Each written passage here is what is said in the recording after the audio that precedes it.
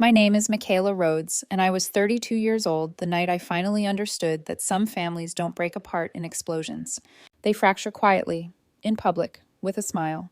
It happened at my parents' 40th wedding anniversary dinner, held in one of those upscale restaurants in downtown Seattle, where the lighting is soft enough to hide flaws, and the prices quietly remind you who belongs and who doesn't. Crystal glasses clinked.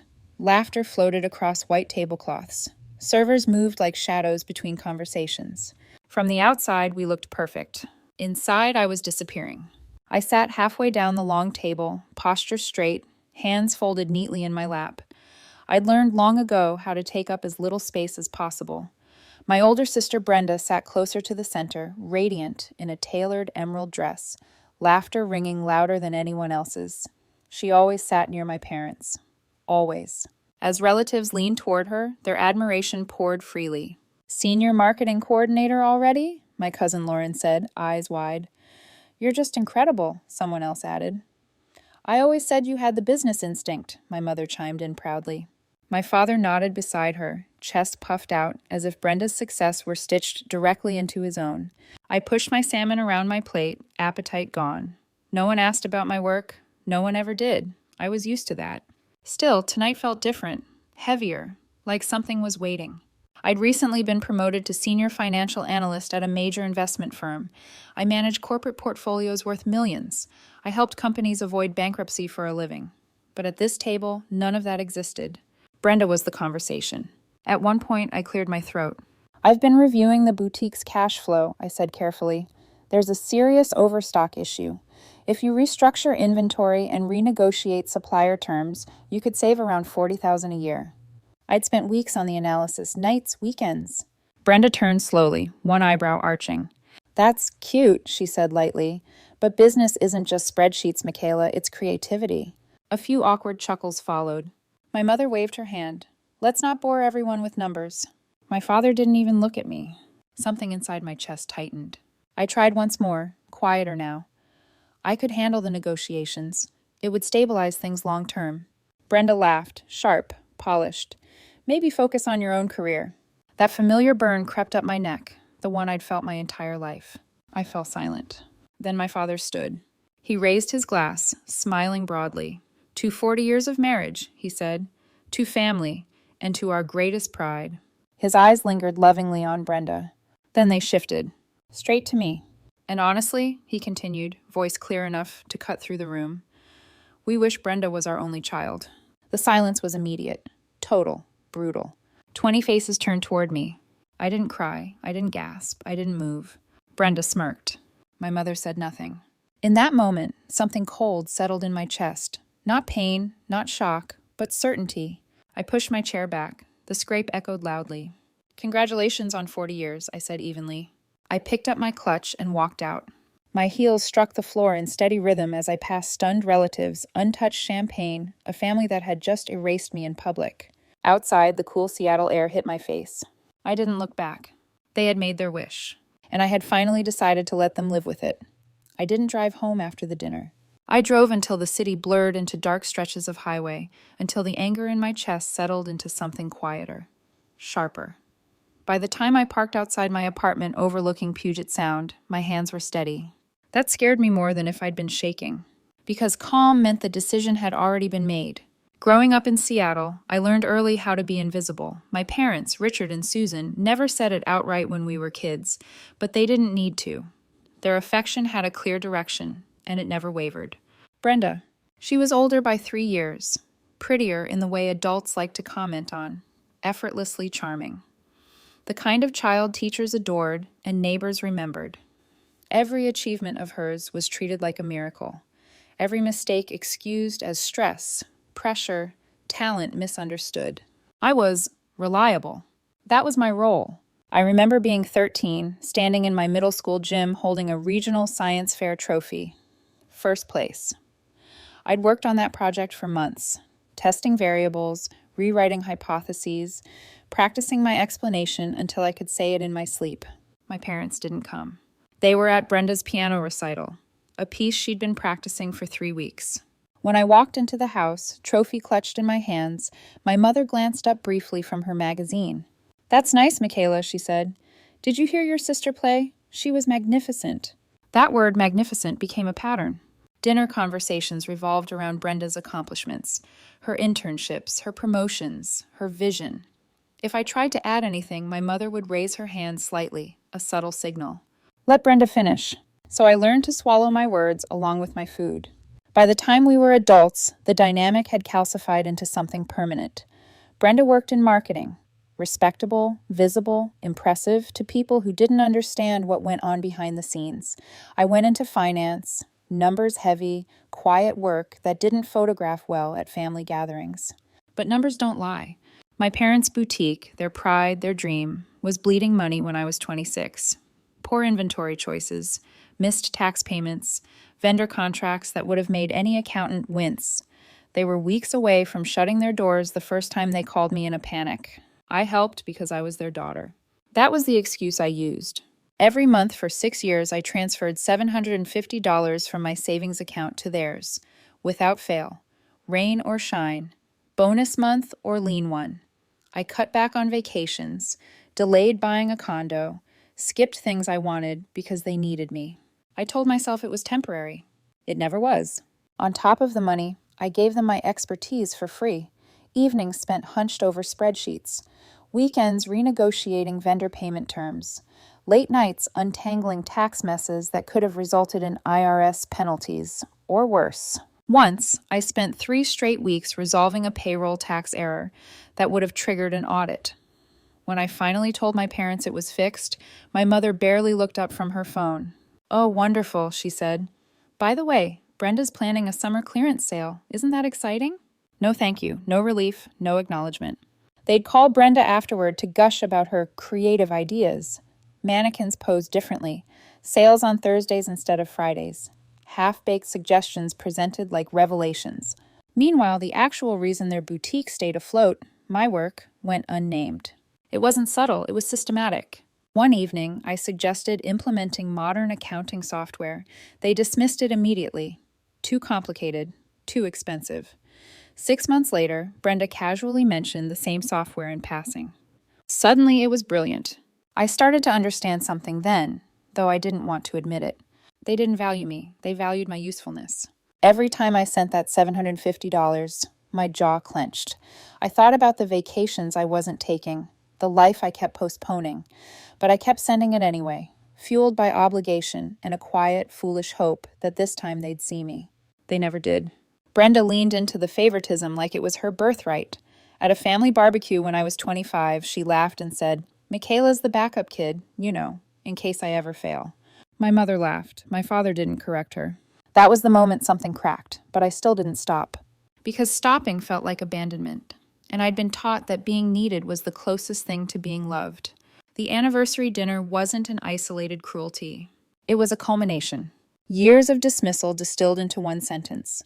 One toast, one public erasure. Sitting alone in my apartment that night, the city lights flickering beyond the glass, I did the math. 6 years, 72 months, 54,000. Not counting my unpaid labor, not counting opportunity cost, not counting the emotional toll of being the family's silent safety net. I realized something with painful clarity.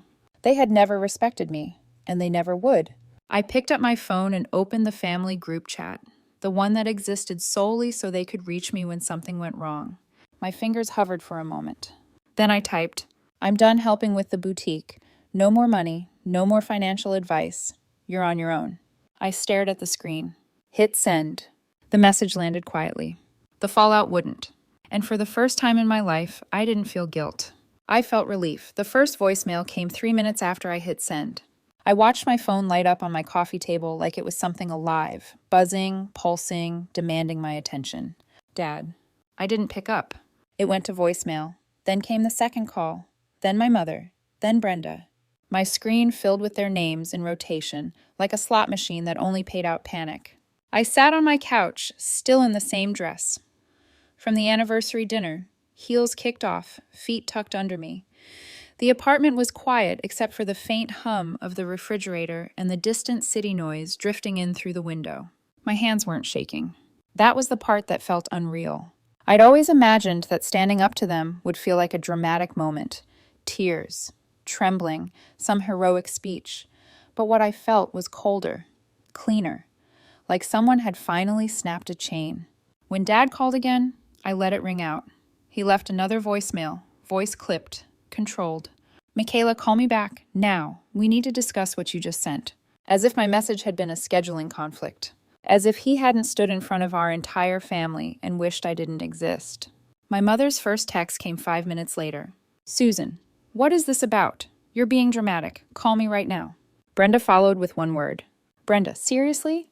I stared at that word and felt something in my chest harden even more. This was the pattern, always. No apology, no acknowledgement, just dismissal wrapped in entitlement. I set my phone face down. Then I did something I'd never done before. I went to bed without fixing it. The next morning, I woke up to 17 notifications. I didn't open any of them. Instead, I took a shower, made coffee, ate toast slowly, like it was an ordinary weekday, like my entire family wasn't spiraling. Because that was the point. They'd trained me to respond instantly, like a firefighter on call. Every crisis, every overdue bill, every urgent vendor issue. I was the solution, the safety net, the person who cleaned up the mess while they praised Brenda for rearranging mannequins. Not anymore. At 9:12 a.m., my phone rang again, a different number. I almost laughed. Of course Dad would try that. He'd always believed rules applied to other people. I let it ring. The voicemail was longer this time. His tone had shifted, less commanding, more wounded. "You're tearing this family apart," he said, "after everything we've done for you." Everything. I pressed my tongue to the inside of my cheek until the bitterness passed. Everything they'd done for me was teach me how to survive without them. My mother switched tactics by noon. Her email arrived like a sermon. Paragraphs about family legacy, about how people make mistakes when they're emotional, about how I misunderstood the toast. A misunderstanding. He wished I didn't exist. There was no translation error there. I closed the email without replying. That's when I heard the knock. Sharp, insistent. My body went still. No one knocked on my door like that unless they expected obedience. I approached quietly, peeking through the peephole. "Brenda." She stood in the hallway like she belonged there. Perfect hair, perfect makeup, posture like she was about to deliver a keynote speech. Beside her was my mother, arms folded tight, expression already set in disappointment. I didn't open the door. The knock came again, louder this time. "Michaela!" Brenda's voice cut through the door. "Open up. This is ridiculous." My mother added, "Don't be childish." I leaned my forehead lightly against the door, eyes closed. This was their instinct. Show up, pressure me, corner me into being the reasonable one, the fixer, the one who softened first. I stepped back and walked into my kitchen. My phone buzzed again. This time it was Ethan, my boyfriend. "Where are you? I got your message. Are you okay?" Ethan had been in my life for almost a year. Steady, thoughtful, the kind of man who didn't raise his voice to win arguments. He wasn't flashy like Brenda's world. He didn't make grand gestures. He simply stayed. And after last night, staying felt like the rarest form of love. I typed back, "At home. They're outside my door." His reply came immediately. "Don't open it. I'm coming over." A few minutes later, my doorbell rang again, longer this time, like a threat wearing a polite mask. "Michaela, you're embarrassing us," Brenda snapped. I heard my mother's voice, softer now, the version she used when she wanted something. "Sweetheart, please, we can talk. You can't just abandon your parents." I stared at my living room window, watching a gull drift past in the gray Seattle sky. Then I said, loud enough for them to hear through the door, "Go home." Silence. Then Brenda laughed, short, cruel. "You can't do this," she said. "You're not that important." That sentence hit me harder than I expected. Not because it was new, because it wasn't. It was the truth they'd always lived by, out loud now. I didn't answer. After another minute of angry muttering, their footsteps finally retreated down the hallway. Only when the elevator dinged did I breathe again. 2 days later, Brenda escalated. I found out because my coworker Jenna stopped by my desk mid-afternoon, awkward smile on her face. "Hey, are you okay?" she asked. I blinked. "Why?" She hesitated, then turned her phone screen toward me. "A Facebook post. Brenda's. Public. Some people think they're indispensable," the post said. "But they're really just jealous, petty, and stirring up drama to feel important in their sad little lives." No name mentioned. No need. The comments were already piling up: family friends, cousins, distant relatives I barely spoke to. So sad when someone turns on family. She always seemed intense. Hope she gets help. I stared at the screen, feeling heat rise behind my eyes. Brenda didn't just want to punish me. She wanted to rewrite the story, make herself the hero, make me the unstable villain, so no one questioned why their boutique was suddenly in danger. Another post appeared later that night, this one sharper. A vague mention of failed relationships and people who choose career over love and can't keep anyone because they don't know how to care. It wasn't subtle. It was targeted. Ethan saw it too. He came over with takeout and a tight jaw, setting the bags down like he was holding back anger. "She's trying to destroy you," he said. I sank onto the couch, phone in my hand, scrolling through Brenda's words like they were poison seeping into my skin. "She's always done this," I murmured. "If she can't be admired, she makes sure I'm pitied or hated." Ethan sat beside me, careful, like he didn't want to crowd me. "Do you want to respond?" My instinct, trained for decades, rose fast. Explain, defend, prove, fix. Then I remembered the anniversary dinner, the smirk, the silence, and I shook my head. "No," I said, voice steadier than I felt. "If I respond, I'm playing her game." I opened my settings, blocked Brenda, muted my parents. Then I set my phone down, like I was setting down a weight I'd carried too long. Ethan exhaled slowly. "I'm proud of you." His words should have made me feel warm. Instead, they made my throat tighten. Because pride was something my parents had never offered me, not once. That night, after Ethan fell asleep beside me, I lay awake staring at the ceiling. Brenda's posts had already spread. People would talk. Some would believe her. Some would stay silent. But none of it changed the truth. The boutique had survived because of me. And now without me, it was going to collapse. The thought should have scared me. Instead, it felt like inevitability, like gravity. And somewhere deep in my chest, beneath all the anger and grief, I felt something else forming. Quiet, deliberate, unstoppable. A plan. I didn't decide to fly to Phoenix in a rush of emotion. That surprised me. There was no dramatic breakdown, no impulsive booking at midnight. The idea arrived quietly, fully formed, the way truths often do when you finally stop lying to yourself.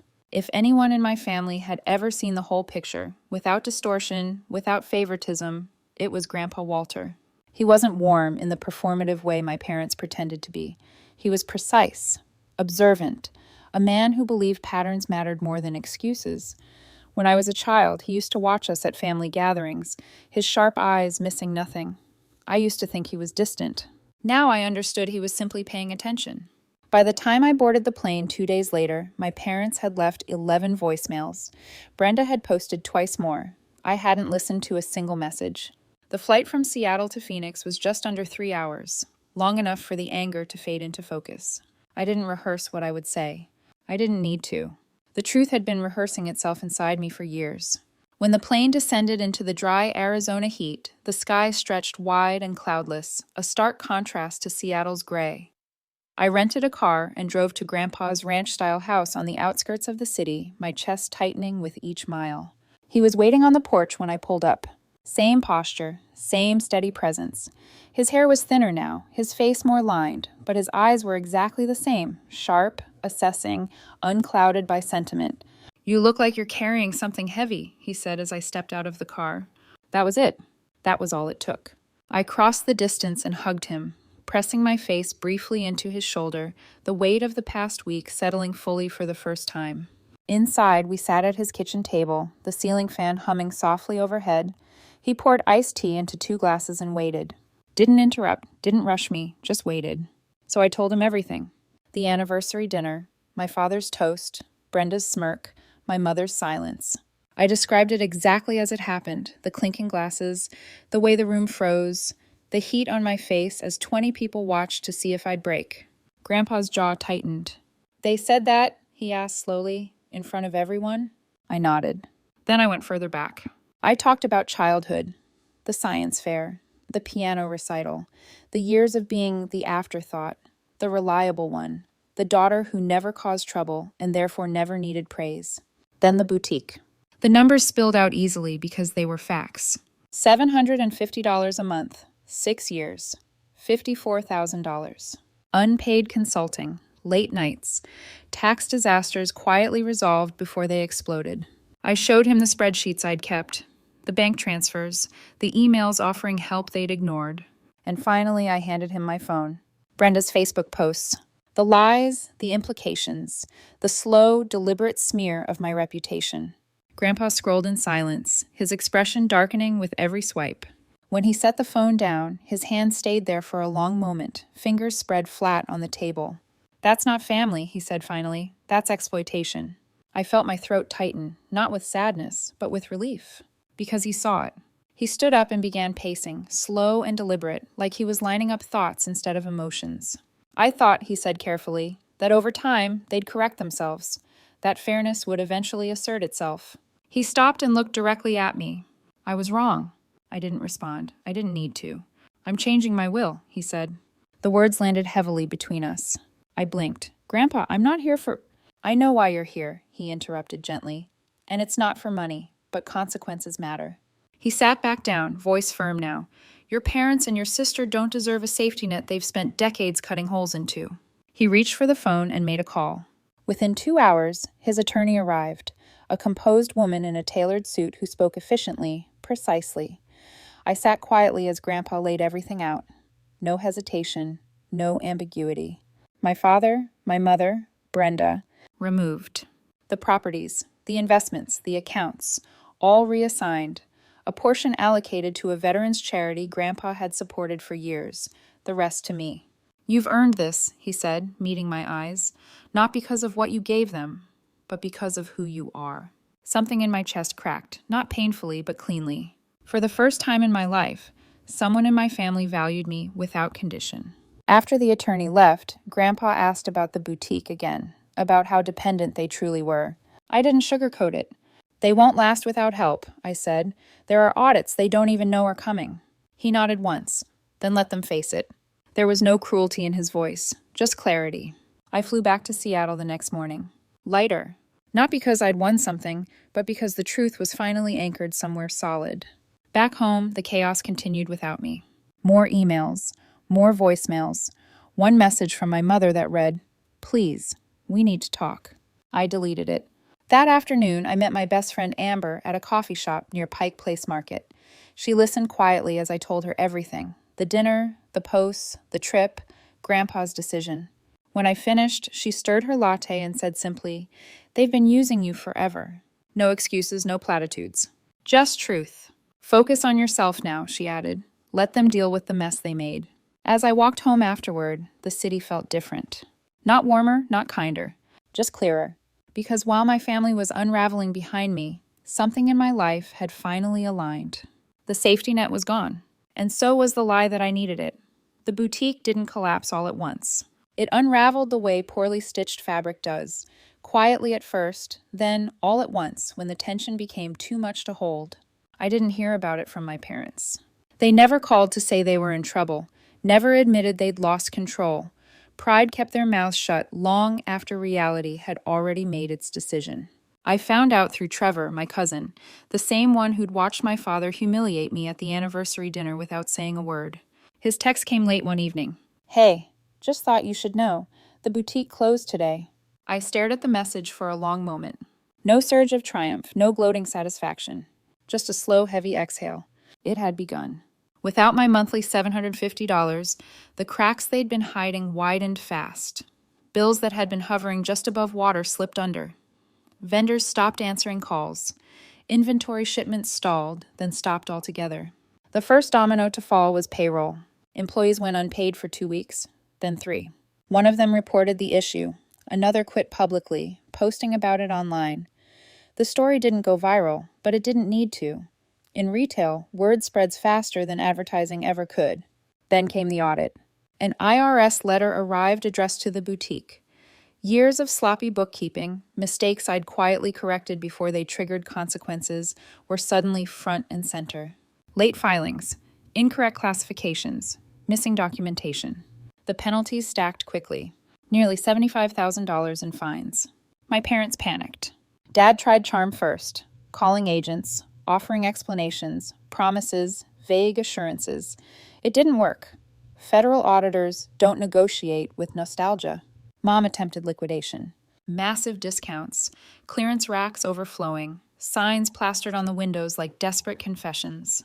But without supplier trust, without inventory flow, without a financial strategy, it was too late. The bank followed soon after.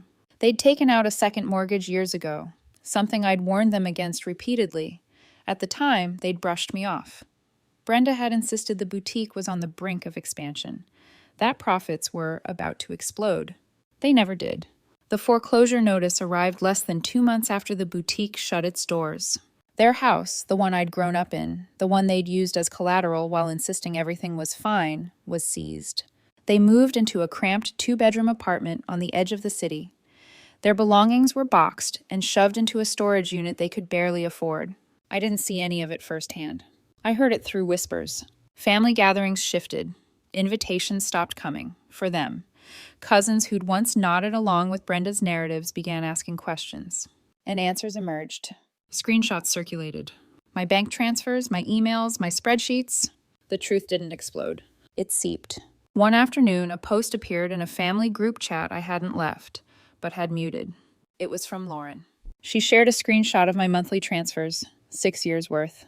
This was Michaela, she wrote. Not Brenda, not Aunt Susan, not Uncle Richard. She kept that place alive. The response was immediate. Shock, silence, then anger, directed away from me. Brenda tried to intervene, posting defensively about creative contributions and visionary leadership. But vision doesn't pay taxes. The comments turned. Why did you let her carry all of that alone? You let her be humiliated after she saved you? You lied. Brenda deleted the post within an hour. Too late. Her Facebook smear campaign collapsed under its own weight. People who'd once liked and shared her vague accusations now scrolled back, connecting dots she'd never expected them to see. Colleagues grew distant. Job interviews stalled. Whispers followed her into rooms she couldn't control. My parents fared no better. At a summer barbecue, one I didn't attend, my Uncle Greg confronted my father openly. You pushed her away for years, he said, loud enough for everyone to hear. And for what? Look where it got you. My father had no answer. My mother attempted a different strategy, victimhood. She told anyone who'd listen that I'd abandoned them, that I'd cut them off without warning, that I'd let pride destroy the family. The evidence contradicted her. Every warning I'd given, every offer to help, every dismissal. It was all documented.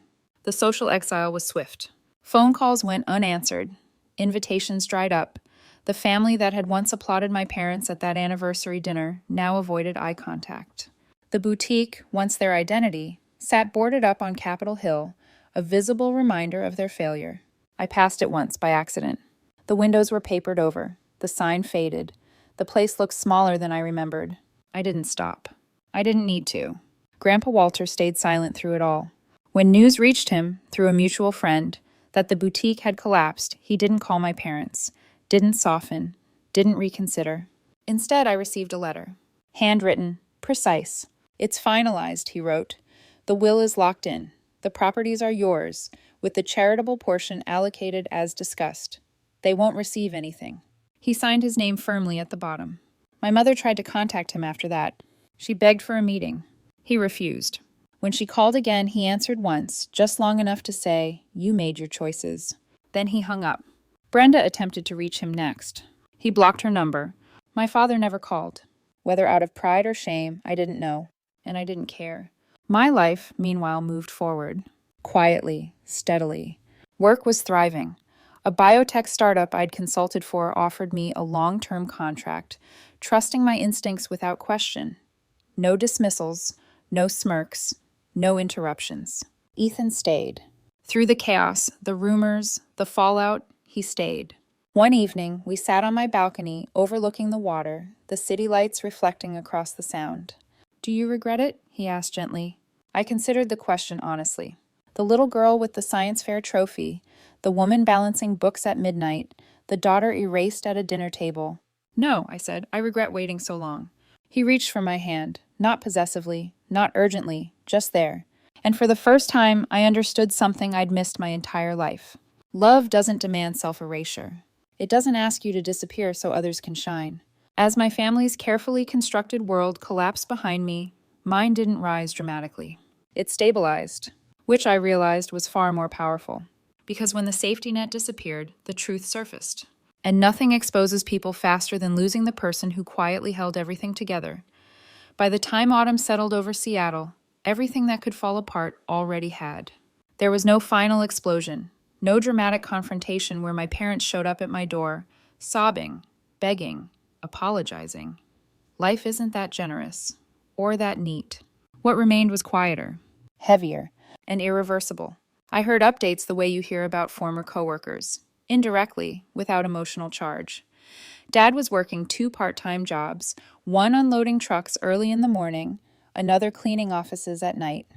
Mom had started selling her jewelry online, pieces I remembered her wearing proudly at family weddings, now photographed on a scratched kitchen table for strangers to buy. Brenda's world shrank the fastest. Her job interviews kept ending abruptly. People smiled politely, nodded, then never called back. In marketing, reputation is currency, and hers had been spent recklessly. The same confidence that once impressed people now rang hollow, too polished, too defensive. She stopped posting entirely. Silence replaced performance. That was when I knew it was truly over. Not because they were suffering, but because there was nothing left for them to manipulate. No narrative to twist, no resource to extract, no version of me left to exploit. Grandpa Walter's decision held firm. A month after the boutique closed, I received the final documentation from his attorney. Everything was legal, filed, immutable. I didn't celebrate. I sat at my kitchen table and read the papers slowly, aware that this wasn't a victory, it was a boundary carved in stone. My parents made one last attempt.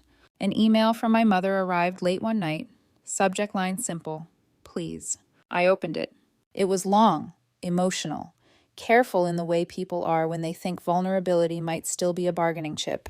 She wrote about regret, but not apology, about stress, but not accountability, about family, but not respect. There was no mention of the anniversary dinner, no acknowledgement of the toast, no recognition of what they'd taken from me. At the end, she asked if we could start fresh. I stared at the screen for a long time. Then I closed my laptop. Some things don't reset. They end. And endings, I'd learned, are not acts of cruelty. They're acts of clarity. My life didn't become extraordinary overnight. It became peaceful. Workdays were focused, uninterrupted. My opinions were sought, not silenced. My expertise respected without qualifiers. Ethan and I moved carefully, intentionally. No rushing, no power imbalance. He never asked me to shrink, never treated my strength like something threatening. One evening, as we cooked dinner together, he said, "You know, they didn't lose you because you stopped giving." I looked at him. "They lost you because they never valued you when you were there." The words landed deep, because he was right. They hadn't lost a daughter the night I cut them off. They lost her years earlier, every time they dismissed me, erased me, used me, humiliated me. The anniversary dinner had simply made it visible. I ran into my father once, months later. A grocery store, early morning. He looked smaller somehow, shoulders slumped, confidence drained. We locked eyes across the produce aisle. For a moment, I wondered if he'd say something. He didn't. He looked away first. I felt no triumph, no bitterness. Just distance, the kind that no longer hurts. Sometimes I think about that sentence. We wish Brenda was our only child. At the time, it felt like a wound that would never close. Now I understand it differently. They got exactly what they wished for. One child, one perspective, one voice echoing in an empty room. Because the daughter who carried them, the one who held everything together quietly, competently, invisibly, walked away and never came back. I didn't punish them. I didn't ruin them. I stopped saving them. And without me, they collapsed under the weight of who they'd chosen to be. I used to think survival meant endurance. Now I know better. Survival means choosing yourself, even when the people who raised you never did. Especially then,